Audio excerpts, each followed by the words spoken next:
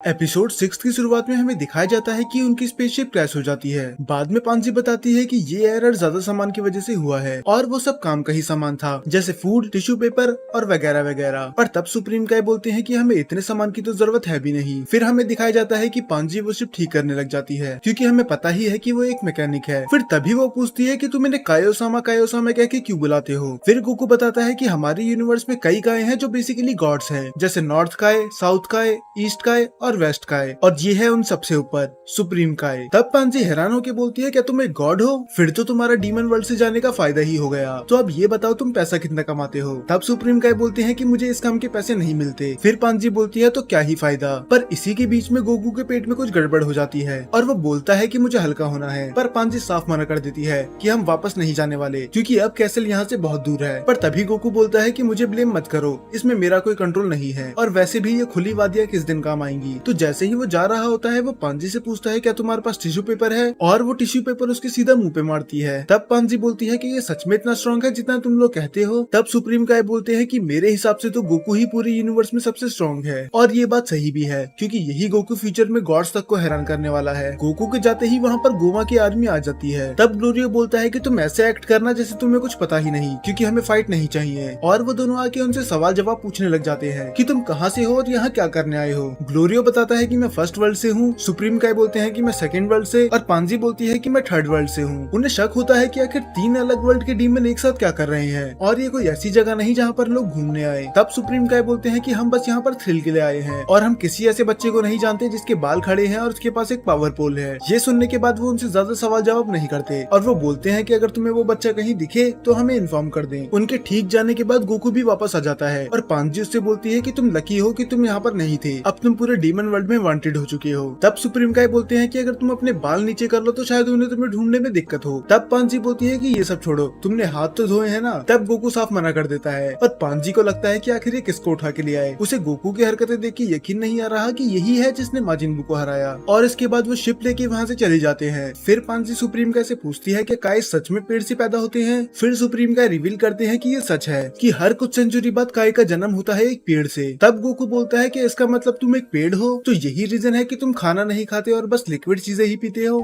फिर पांजी बोलती है कि इसका मतलब देगासू भी तुम्हारा ब्रदर है। फिर वो बताता है कि देगासू का भी जन्म उसी ट्री से हुआ था जब मैं 216 साल का था, तो हाँ तुम कह सकते हो कि वो मेरा छोटा भाई है। फिर गोकू पूछता है तो क्या सभी काय एक ही ट्री से आते हैं, जैसे एल्डर काय, किबीटो और किंग काय। तब सुप्रीम काय बताते हैं कि ऐसा नहीं है, दरअसल पूरे 5 ट्री हैं जिनसे 5 अलग अलग काइस का जन्म होता है। फिर पांजी पूछती है कि आखिर देगासू पीछे क्यों रह गया, क्योंकि सभी काइस तो ये वर्ल्ड छोड़ के चले गए थे। फिर वो बताता है कि देगासू हम सबसे अलग था, वो बाकी काइस के साथ मिलजुल के नहीं रहता था और उसकी सोच सबसे अलग थी, तो यही रीजन था वो बाकी काइस के साथ नहीं आया। फिर पांजी पूछती है कि उस जीनियस साइंटिस्ट का क्या, जो उसी के साथ रहती है। तब वो बताती है कि वो अरीन्स है, मेरी बड़ी बहन, जिसे हमने पहले एपिसोड में भी देखा था। वो भी एकदम देगासू की तरह है और वो एक मैड साइंटिस्ट है। फिर गोकू बोलता है कि तुम्हारे सभी भाई बहन बहुत अजीब हैं, और सुप्रीम काय बोलते हैं अब इसमें मेरी तो कोई गलती नहीं है। थोड़ी देर बाद रात होना शुरू हो जाती है और गोकू हैरान होता है कि अभी भी इतना उजाला क्यों है। तब पांजी बताती है यहाँ पर 2 सन है, और यही रीजन है कि यहाँ पर रात में भी इतना उजाला होता है। तभी ग्लोरिया बोलता है कि हमें कहीं रुक के खा पी लेना चाहिए और रेस्ट कर लेना चाहिए, ताकि हम सुबह जल्दी निकल सके। तब पांजी बोलती है कि आसपास कोई होटल नहीं है। इस पे ग्लोरिया कहता है नहीं, हमें ये रात केव में ही गुजारनी होगी। तब पांजी बोलती है कि अगर ऐसा है फिर मैं नहाऊंगी कैसे। यहाँ पर तो उसने शिजुका वाली बात कर दी, इसका पूरा डीमन वर्ल्ड खतरे में है और उसे नहाने की पड़ी है। तब गोकू बोलता है कि अगर तुम एक दिन नहीं नहाओगी तो कुछ नहीं होगा, मैं तो कई दिनों तक नहीं नहाता। तब पांजी बोलती है कि यही रीजन है कि तुम इतने गंदे हो। इसके बाद वो एक केव में रुक के खाना खाने लग जाते हैं। तब पांजी ग्लोरिया से पूछती है कि तुमने कहा था कि तुम फर्स्ट डीमन वर्ल्ड से हो, पर तुम मुझे तो थर्ड डीमन वर्ल्ड के लगते हो। तब ग्लोरिया बताता है कि मैं थर्ड डीमन वर्ल्ड का ही हूँ, पर मुझे किसी ने हायर करा था तभी मैं फर्स्ट डीमन वर्ल्ड में चले गया। तभी वो पूछती है कि तुम्हें किसने हायर करा था, उसका नाम क्या है। पर ग्लोरिया ये बात बताने से मना कर देता है। वो बोलता है कि अब सोने का समय आ चुका है। ये सुन के सुप्रीम काय का शक और भी ज्यादा बढ़ जाता है कि आखिर ये छुपा क्या रहा है। उसके बाद हमें दिखाया जाता है कि सभी लोग सो जाते हैं, पर ग्लोरियो कहीं आसपास नहीं होता। फिर हमें दिखाया जाता है कि वो कॉल पे किसी से बात कर रहा होता है, और वो बोलता है कि प्लान एकदम स्मूथली चल रहा है, हम कुछ ही दिनों में वहाँ पहुँच जाएंगे। और फिर हमें रिवील करा जाता है कि जिसके लिए ये काम करता है वो कोई और नहीं, सुप्रीम काय की बड़ी बहन अरिन्स थी। फिर वो बोलती है कि तुम बहुत ही अच्छा काम कर रहे हो, पर अगर कहीं भी कुछ भी गड़बड़ हो तो मुझे कॉल कर देना। और ये सारी बातें सुप्रीम काय सुन लेते हैं। वो बस सोने का नाटक ही कर रहे थे। सच में ड्रैगन बॉल दाइमा में सुप्रीम काय की जितनी भी तारीफ करी जाए वो कम है। और उसके बाद ग्लोरियो भी सोने जा ही रहा होता है, पर तभी उन्हें अचानक से किसी की आवाज आती है। सुप्रीम सुप्रीम काय और ग्लोरियो दोनों ही उड़ जाते हैं, पर गोकू तो अभी भी घोड़े बेच के सो रहा था। और तभी वहाँ पर एक बुल की तरह दिखने वाला एक डीमन आता है, जिसे देख के तो पांजी के शरीर से उसकी आत्मा ही निकल जाती है। पर गोकू बोलता है कि अरे इससे क्या डरने की बात है, ये तो बस एक गाय है। और इसी बात पे मिनोटोर भड़क जाता है कि आखिर कौन सी गाय 2 पैरों पे चलती है और बोल सकती है। और वो बोलता है कि अब मैं तुम चारों का ब्रेकफास्ट बना के खा जाऊंगा। फिर गोकू बोलता है कि ऐसा है तो तुम बातें मत करो, सीधा मुझ पे अटैक करो। पर ग्लोरियो बीच में आके बोलता है कि इसे मैं संभालूंगा। पर गोकू ग्लोरियो को बोलता है कि ये तुम्हारे लिए बहुत ज्यादा पावरफुल है, तो मुझे ही इससे लड़ने दो। तब ग्लोरियो बोलता है कि इतना घमंड भी अच्छी बात नहीं है, तुम्हें सच में लगता है कि तुम मुझसे ज्यादा पावरफुल हो। फिर गोकू बोलता है कि मैं घमंड तो नहीं करना चाहता, पर हाँ मैं तुमसे ज्यादा पावरफुल हूँ। तब ग्लोरियो बोलता है फिर देखते हैं। और अब यहाँ से शुरू होने वाला था ग्लोरियो वर्सेस गोकू। और गोकू बोलता है कि तुम्हारे लिए तो मेरा एक ही हाथ काफी है,